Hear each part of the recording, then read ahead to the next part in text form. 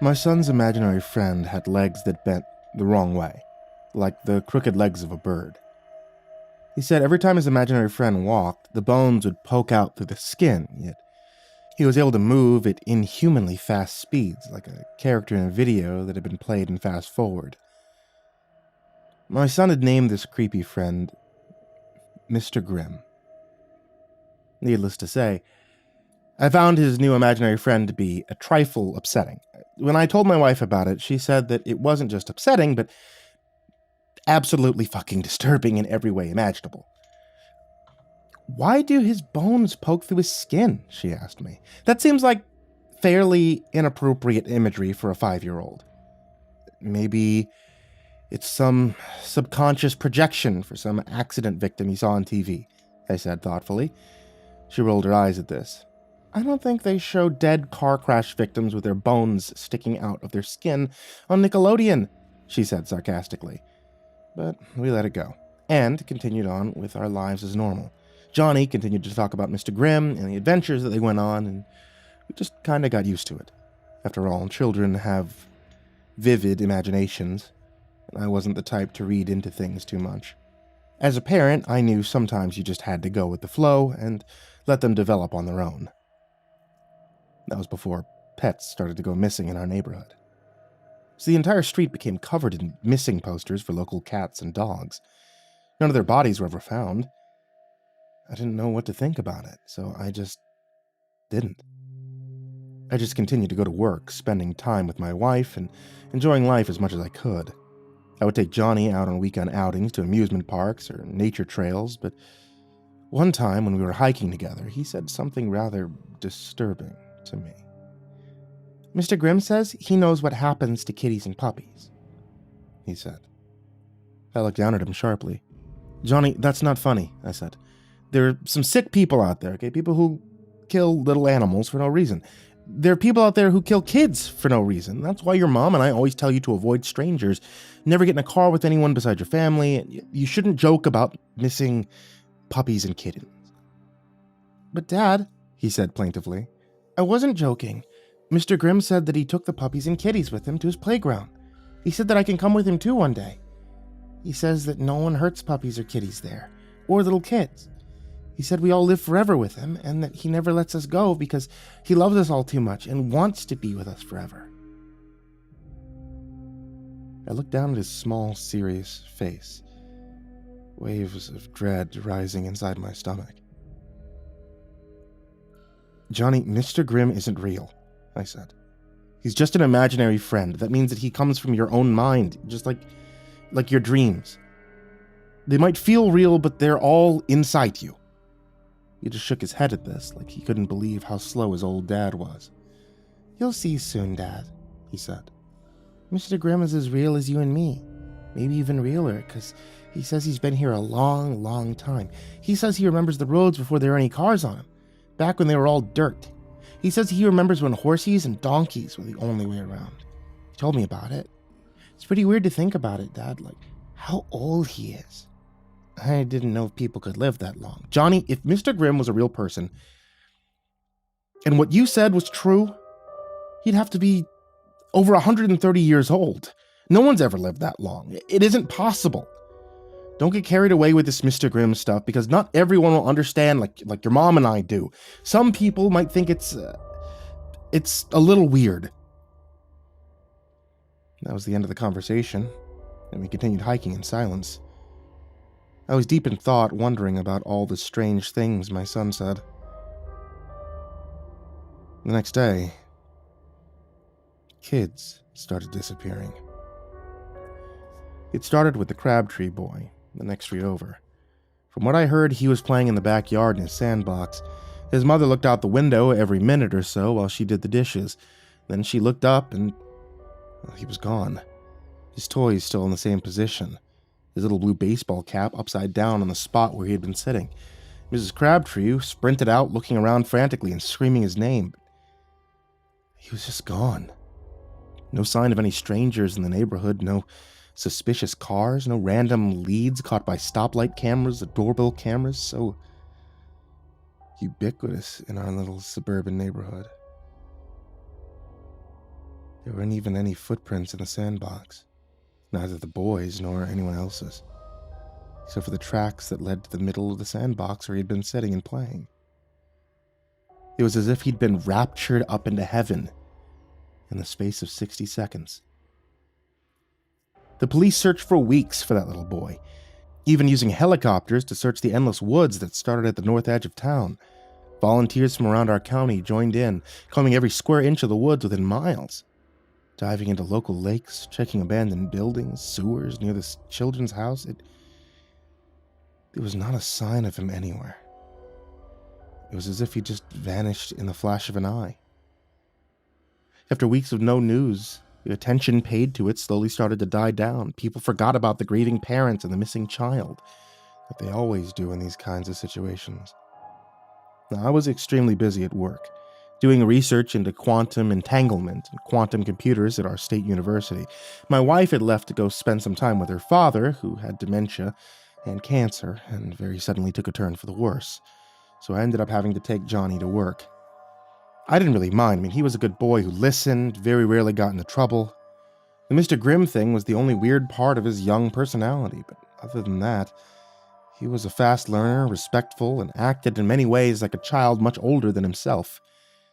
We entered the quantum research laboratory, his little hand holding mine tightly as he stared around with wide blue eyes.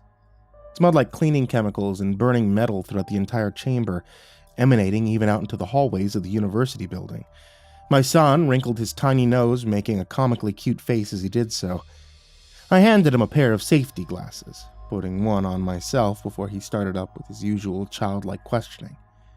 "Daddy, why does it smell like that?" he asked me. I shrugged. "There's a lot of machines that consume huge amounts of power," I explained simply to him. "This single building can consume as much power as hundreds of homes like ours. Some of this stuff," I indicated with a wave of my hand, showing the gleaming circular vats, the massive metal tubes, the dozens of computer monitors, the tables with entire arrays of green lasers focused on tiny chips, "is so cutting edge that we haven't found a way to make it use less electricity yet. It can entangle physical particles or make computers that can do certain processes millions of times faster than conventional computers." Most young children wouldn't be able to comprehend the depths of statements like that, but Johnny was not a usual kid. His mind worked incredibly fast, and his vocabulary seemed much more developed than a normal 5-year-old. "Okay," Johnny said simply, letting go of my hand so I could go hang up our coats and put a little plastic bag of food in the fridge. It was late, past dinner time on a Friday, and so the entire lab was already deserted. I was one of the few physicists who did much of his own work at night when all the equipment was open, and I had the entire building to myself. On nights like this, I could play classical music on its highest volume and just be myself. I started playing an MP3 of Shostakovich on one of the many monitors around the lab, then began to move around and switch all the equipment on. My son sat in the corner using colored pencils to draw while I worked. Tonight, I was going to use AI to increase quantum entanglement from just a few particles to a small diamond. Having turned all the machines and monitoring equipment on, I activated the processor and watched the lasers move in unison on the nearby laboratory table. Now pointing at the diamond I had set in the middle of the setup. Johnny looked up as the computers all grew louder. I motioned for him to come close to show him the most interesting part of the entire experiment. A humming, vibrating noise began to spread throughout the floor as the argon lasers became too bright to look at. I put an arm around Johnny, reassuring him. Suddenly, something began to go terribly wrong. The humming vibrations, which had been wave-like and measured, now began to come in chaotic pulsing waves, knocking equipment off the tables. The argon lasers began to falter and move out of position, burning holes in the tables and walls. An enormous crash of rendering metal and glass came from behind me, and I quickly jumped on Johnny, tackling him to the floor and protecting him with my own body until it would be all over. As another computer station fell over, sending shards of glass flying that sliced into my left arm, leaving large droplets of blood on the floor next to us, the power finally went out, and we were submerged in blackness. All I could hear now was Johnny's heavy breathing mixing with my own. Then suddenly I heard the skittering footsteps of something large coming from my right. "Is it over?" Johnny asked in a trembling voice. I think so, kiddo, I said, reassuringly getting off of him and slowly standing up in the pitch dark. I fumbled in my pockets for my cell phone, turning on the flashlight app and shining it around. At first, I saw only destruction, smashed monitors, smoking computers, massive holes everywhere. I thought to myself how lucky we were that the whole place hadn't gone up in flames. And as I kept turning, though, I saw something far more horrific. A small boy stood in the corner with thick, black, stringy hair. His skin looked drained of blood, white as a vampire's, and blood constantly bubbled out of his mouth, sliding down his chin in red streaks. He wore the ragged remains of what must have been a plaid shirt and jean shorts, but they were so bloody and torn that it was impossible to tell. His bare legs were bent the wrong way, and he started to walk towards me slowly like a bird, his knees bending backwards. A bone stuck out through his shins, calves, and thighs, and as he walked, a nauseating cracking sound echoed around the room, like bones loudly crushing and breaking against one another. "Hiya there," he said in deep, gurgling speech. "My name, as you surely know, is Mr. Grimm. I am a friend of your son's, and I hope soon a friend of yours." I stood there, speechless, shining my light on this abomination. He bowed slightly and waved his thin, bony arm around the room. "Sorry for the destruction, but I had to take any means to materialize, and the massive amounts of energy in this room were able to give me the physical form I needed. I couldn't keep on as some minor poltergeist." He laughed at this, spraying tiny droplets of blood on the floor in front of him as he did so. I didn't see the humor in it. "Look," I said, putting my hands up as if I were dealing with a rabid dog. "I'm sorry for any misunderstanding, but you need to go back where you came from. This is not okay. My son and I, we can't have a what was he exactly? The monster? A demon?" Mr. Grimm waved away my objections with a flick of his hand. "This is not up to you, Jack," he said congenially. "You cannot send me back. If you try to stop me, I'll kill your son in front of you. And then I'll kill you too." My son's little hand tightened on me. I felt him trembling behind me. "Daddy, I'm scared," he whispered to me in a low voice. "I want to go home." "I know, Johnny," I said quietly. "I do too." But what could I do? I had no gun. I wasn't sure if this thing could even be killed anyway. At that moment, the backup generators kicked on and the laboratory was filled with glowing red emergency lights. "All right," I said, reaching a decision. "My son and I are leaving. Don't follow us." I decided to call 911 and let the professionals deal with this. Maybe they could call in the National Guard, I thought with a small smile. They could fill this thing full of enough full auto weapon fire to leave him looking like Swiss cheese. "All right," Mr. Grimm said congenially. "I am sorry, but I need your son." He smiled at me, an eerie ear-to-ear grin that showed all of his bloody teeth and the countless sores on the blackened gums. "I used a lot of energy materializing, and I need food.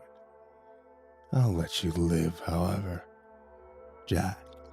His smile widened, as if he were offering me some kind of present.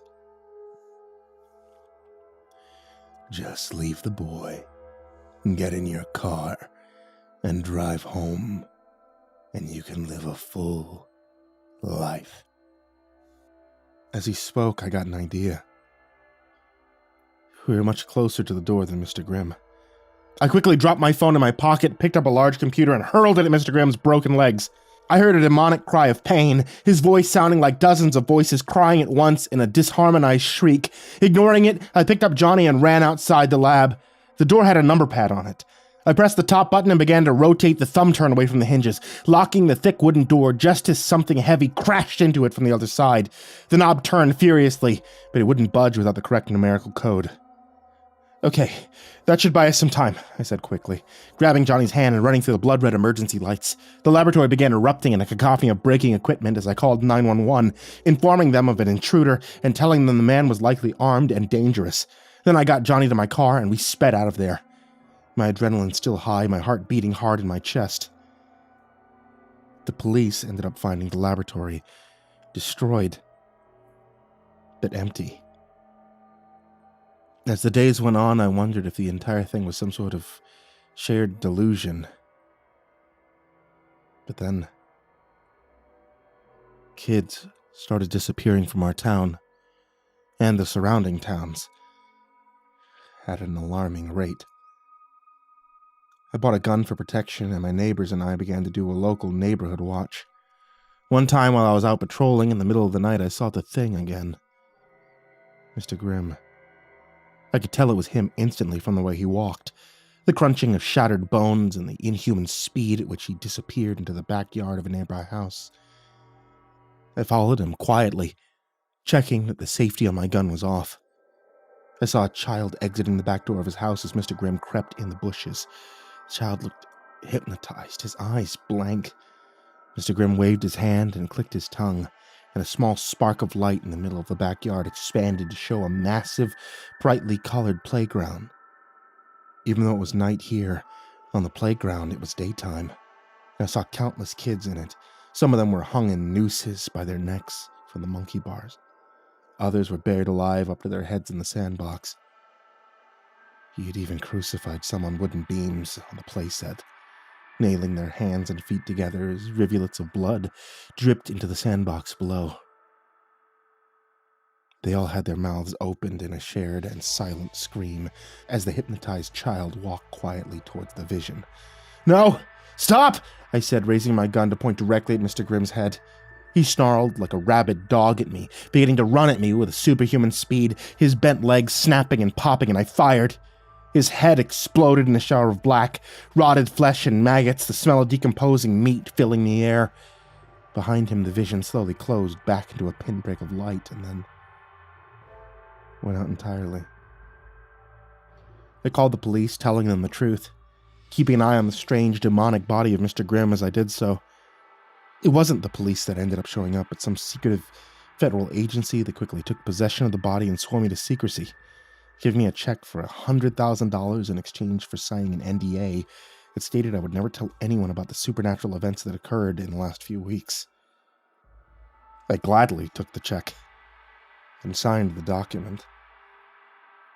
After all, who would believe me?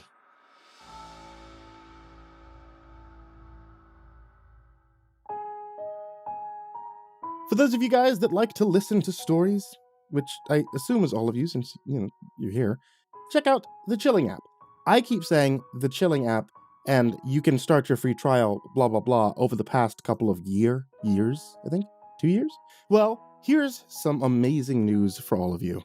Chilling is currently introducing Chilling 2.0, which brings in a bunch of new features and a fresh new look. Most importantly, Chilling is now free. That's correct, free. Not as in start free trial. I'm saying it's free. You can go to it now and it's free. So once again, like I said, start listening free today. There's links in the description down below if you guys can check that out. And if not, then hey, you're the one who's missing out. Once again, that's the Chilling app. A big thank you to Jordan Alexander Sanchez, Jacob Fensky, Stephanie Butler, Jordan Humble, Chance Burnett, Diana Krause, Brimstone Pandemonium, Kyle Tuna, William Wellington, Emma, Brenna Crow, Lakeda Canizales, Smiley the Psychotic, Dante Kincaid, Simba's Bloody Mojo, Mephistopheles, Curse Pox Primarch, Bastion Beefcake, M, Jesus Corneo, Yargul, Clownable, Amber Clark, Jay Kearns, Dakota Lane Whetstone, Himbo Jerry, Crusader Chocobo, Adam Arias, Estebean, Nate Cull, Our Minsect Time, Xylobones, Angelus, Seclude, Salty Surprise, Levita Galvin, That Creepy Chick, Red Shadow Cat, Turtleman, Cryolinian, Mr. Marcus Blitz, Ika Limchok, Dirty Diver 030, Matt Bach, Voice of Sand, Picamel, Melted Lake, Tali Sue, William King, Darth Miver, Sashi Suzaku, Croconut 509, Stricket, Freddy Krueger, Lisa Cottrell, Hades Nephew, Acid System, Mog, Kiwi the Sloth, Fester's Lampshade, Nico Kyle, The Ginger Bros, Aaron Stormcrow, Daniel Polson, and Corey Kenshin. To all of you guys, I cannot thank you enough. Thank you for being a huge support to me. Thank you to everybody who's in the description down below, and thank you to everyone who can even support $1 just on Patreon to help keep the content coming.